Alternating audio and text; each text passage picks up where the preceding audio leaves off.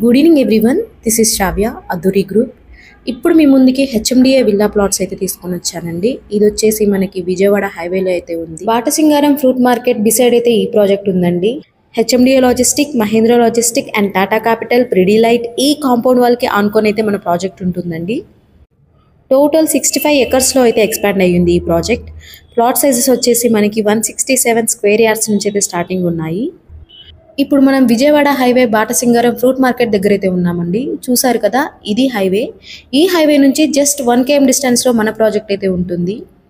ఇది వచ్చేసి బుధాన్ పోచంపల్లి రోడ్ అండి. ఈ రోడ్ వచ్చేసి వరంగల్ హైవేకి అయితే కనెక్టివిటీ ఉంటుంది.